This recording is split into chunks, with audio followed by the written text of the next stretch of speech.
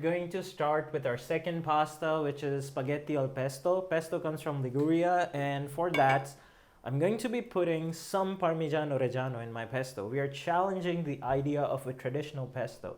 Traditional pesto just has basil, olive oil, some garlic in it with some pine nuts.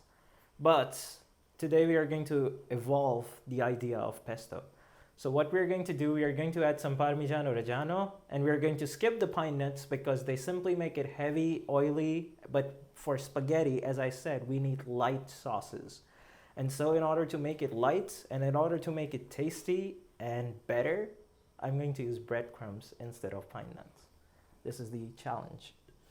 So here I am starting with grating my Parmigiano Reggiano.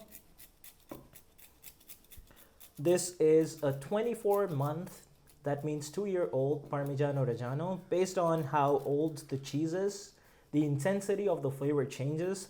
For a lighter sauce like pesto, I don't need too much intensity because pesto is not supposed to be bitter and pine nuts do exactly that, and you don't want that.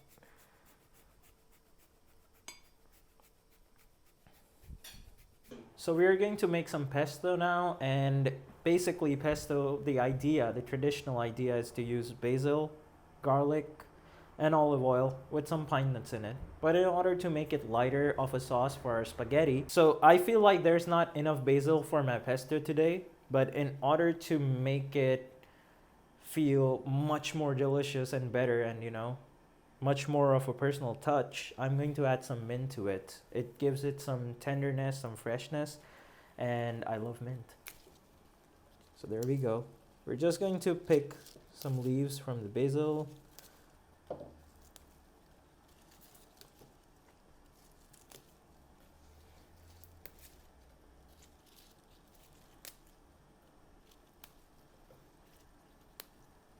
What we can do with these stems is we could put it in the boiling water for our spaghetti in order to give it a nice touch of the fragrance and the aroma of basil. And we could simply drop it in the boiling water.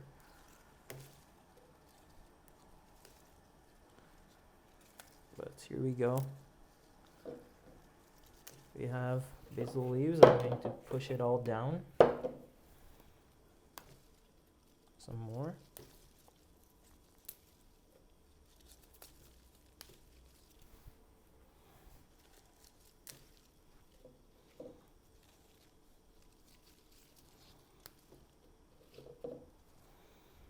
And now I'm going to put some mint.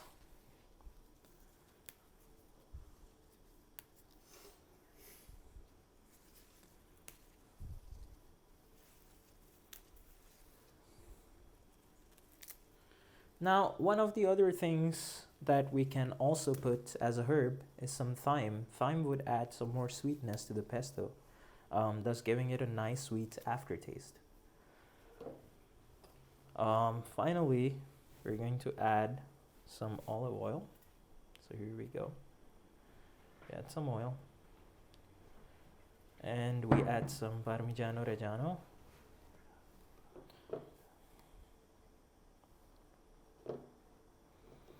Nice.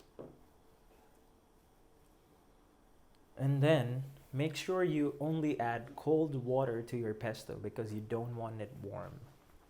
I'm adding some cold water to it to replace the pine nuts. As I said, pine nuts make it very oily and heavy, and we want a lighter sauce, but we want the taste of closer to pine nuts. So putting some breadcrumbs in, adding some more water again.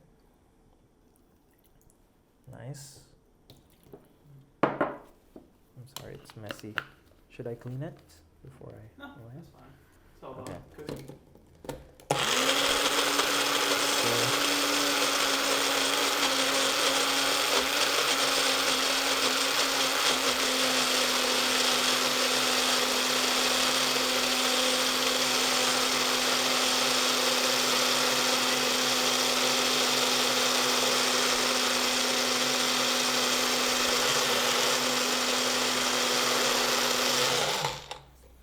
So I think the pesto is ready, and now all I need to do is put it in a bowl. So we're simply putting the pesto in a bowl where we'll be mixing our pasta with the pesto.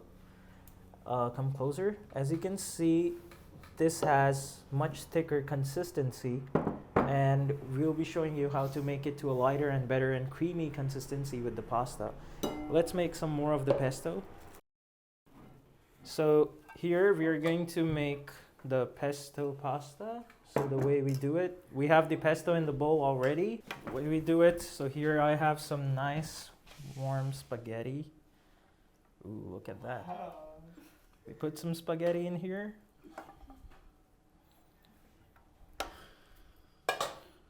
Put a nice, good amount of spaghetti in there.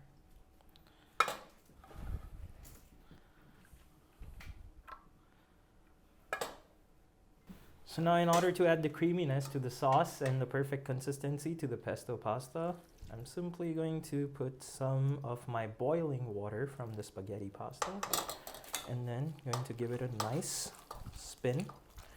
As you can see, my pasta is starting to turn green. Wow, it's so fresh, so nice.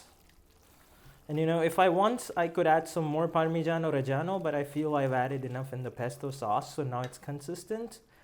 And I could also see some nice fine breadcrumbs on it. And look at this creamy texture. You want that every single time you make any pasta sauce.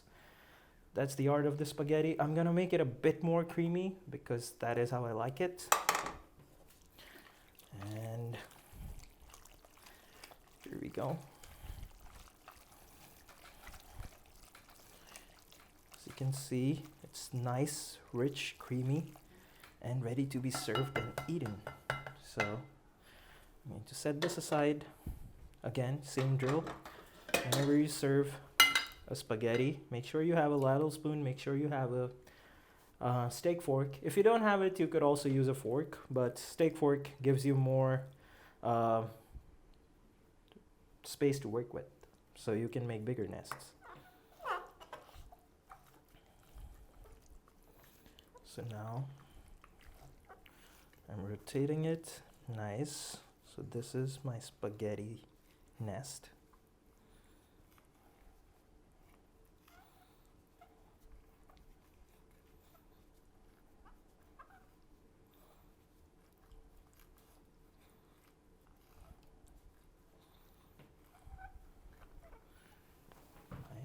And voila.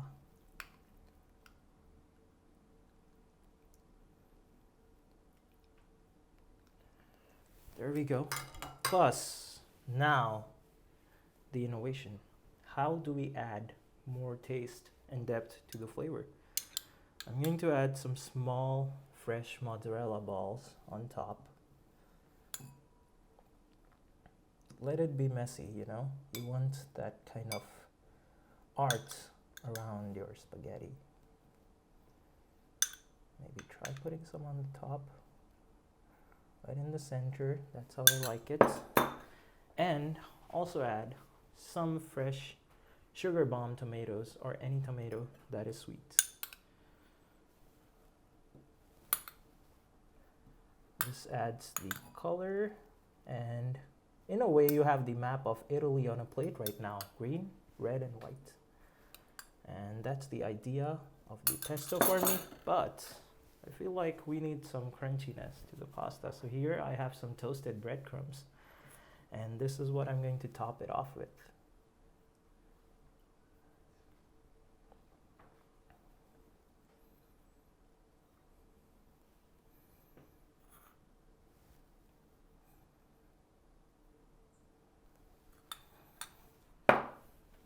The idea of evolution of pesto served with spaghetti. There you have it. With a drizzle of olive oil, that is to anoint the pasta, and the freshness that it will have is going to be legendary.